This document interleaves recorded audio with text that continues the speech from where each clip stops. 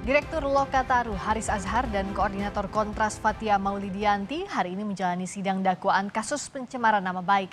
Jaksa mendakwa Haris dan Fathia kelabui masyarakat dengan informasi bohong secara digital terkait Menko Luhut Binsar Panjaitan.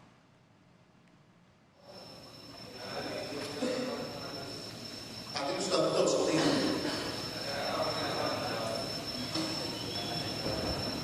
Ya, saya tanya jawab saudara, bukan saya suruh saudara membaca di sini. Nama saudara siapa? Haris Azhar. Lahir di mana?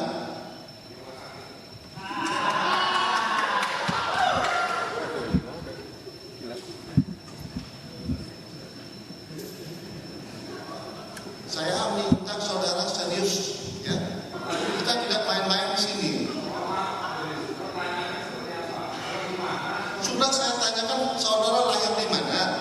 Tempat lahir di mana saudara? Nah, tadi majelis cuma tanya lahir di mana. Menurut ibu bapak saya lahir di rumah sakit. Sekarang kalau di mananya ini? Maksud saya saudara lahir di Jakarta, Surabaya, Di dokumennya jaksa sudah ditulis. Ya sudah cukup. Tempat lahir. Cukup. Mestinya kota lahir di mana? Di Jakarta. Ya cukup. Saudara lahir tanggal bulan tahun berapa? Nah, 10 Juli 1975. Jenis kelamin? Laki-laki. Kebangsaan? Indonesia. Tempat tinggal? Di rumah. Alamatnya? Tempat tinggal sekarang, saudara tinggal di mana? Di rumah. Bapak tanya alamatnya kan? Jalan Bawah 1, nomor 4, Manado.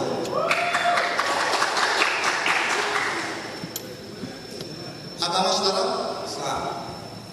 Pekerjaan saudara? Pengajaran. Ya baik. Saudara, ya sudah benar ya, sesuai dengan identitas saudara di sini. Saudara dalam perkara ini didampingi penasihat hukum. Ya. Sudah ada surat penasihat hukum yang saudara ingin? Ada. Meski sempat berdebat dengan hakim, jaksa penuntut umum melanjutkan dakwaan Direktur Lokataru Haris Azhar dengan pasal 27 ayat 3 Undang-Undang Informasi dan Transaksi Elektronik dengan muatan penghinaan atau pencemaran nama baik. Haris didakwa bersama Fathia Maulidianti menyebarkan informasi elektronik dengan dakwaan pencemaran nama baik.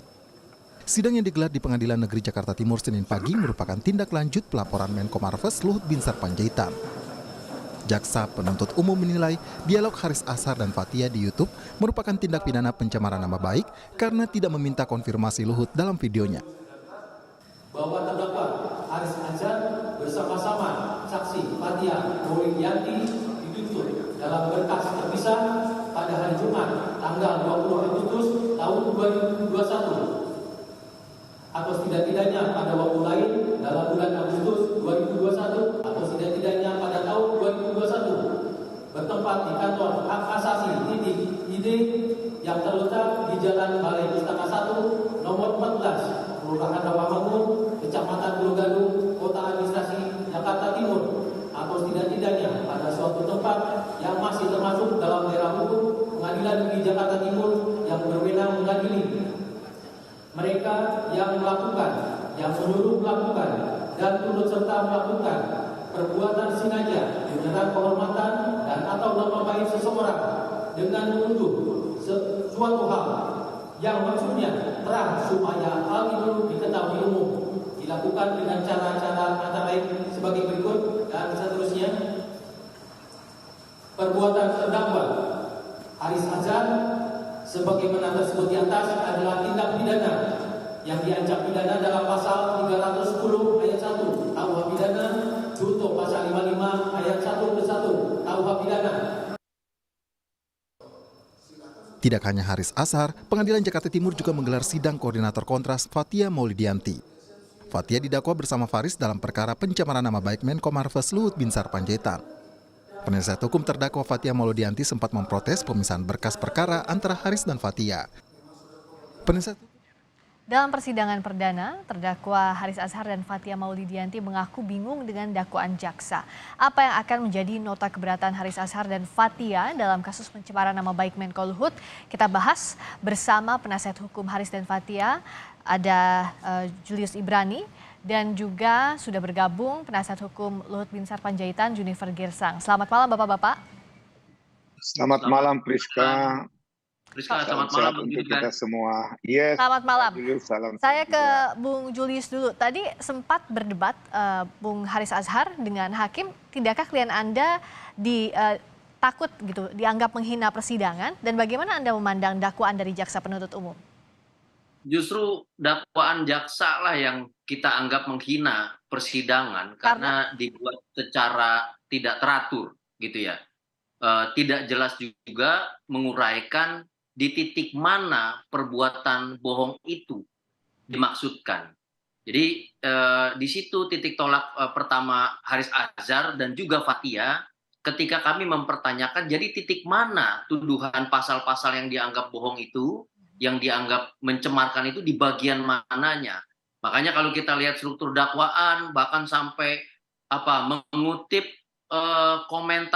kolom komentar di YouTube secara sembarangan seperti itu kan, ini artinya dia mencoba mengaburkan konteks yang nyata dari riset yang dilakukan oleh 9 lembaga masyarakat sipil, dan itu sejatinya makna yang tunggal dalam diskusi antara Haris Azhar dengan Fathia. Jadi ketidaksepakatan dari klien kami Haris Azhar dan Fathia bertitik tolak pada substansi itu. Priska. Substansi itu dianggap menghina tanda kutip pengadilan, Bung Junifer. Bagaimana Anda melihatnya? Dan apakah dakwaan sudah tepat kalau menurut Anda? Ya, sebenarnya saya tidak banyak komentar ya karena ini sudah proses di persidangan. Namun tentu rekan-rekan saya para advokat memahami makna dari surat dakwaan. Surat dakwaan itu diatur di dalam pasal 143 KUHP. Di sana memuat material dan formil.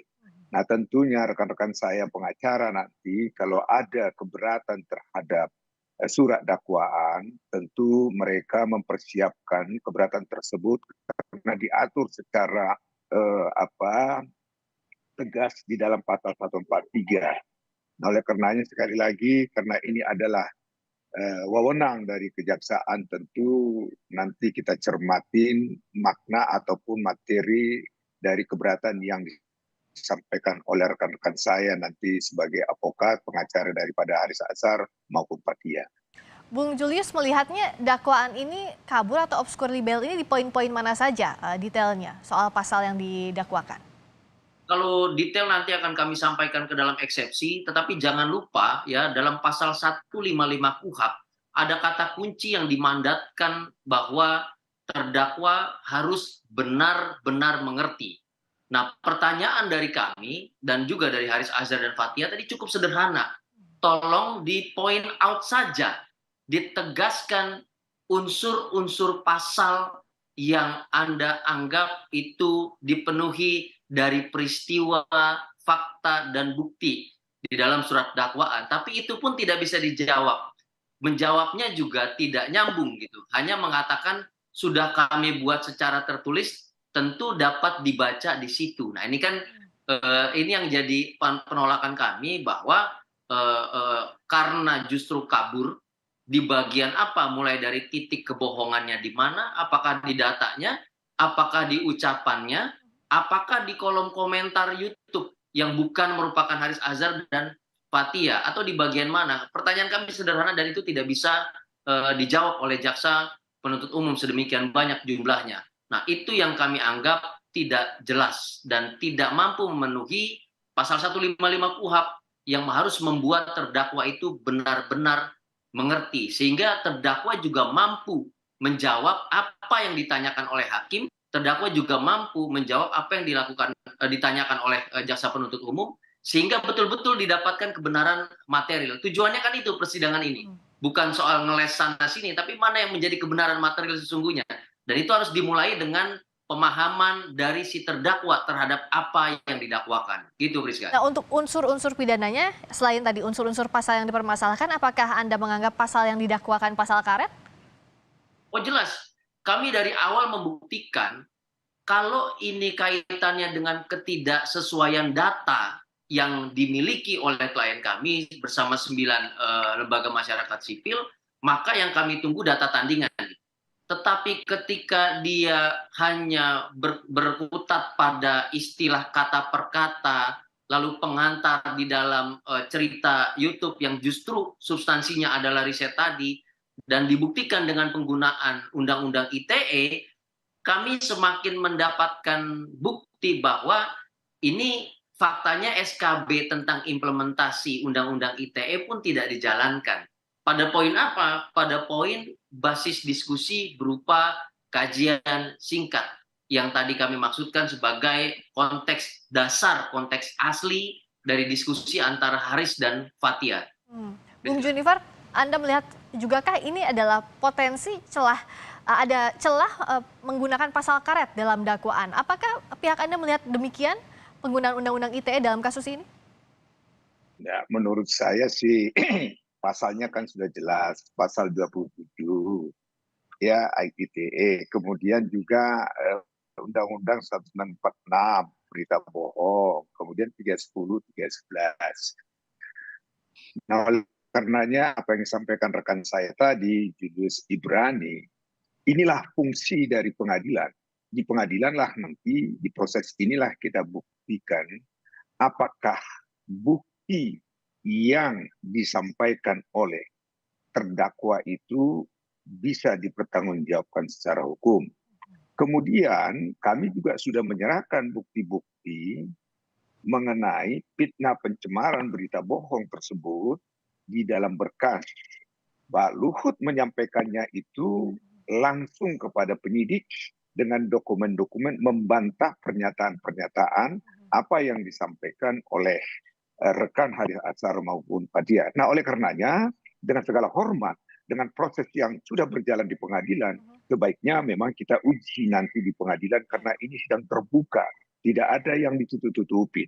Nah, dengan demikian juga kita tahu siapa yang benar, siapa yang salah. Artinya tidak ada lagi menghakimi seseorang tanpa ada bukti material. Tadi rekan saya menyatakan harus ada bukti material. Nah, oleh karenanya memang pidana itu jelas harus pembuktiannya material. Nah, itulah saya sampaikan kepada rekan-rekan wartawan menanyakan kepada saya, kalau Pak Luhut itu diperiksa dan diminta datang, dia akan datang menghormati dan menghadiri proses persidangan ini. Oke, Pak Luhut bahkan akan datang di persidangan siap untuk dimintai keterangan. Ya, Bung Julius, ya.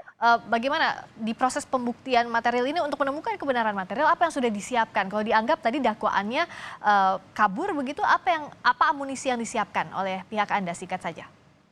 Ya, pasti kami merujuk pada dokumen data dan bukti ya yang menjadi basis dari kajian singkat teman-teman masyarakat sipil.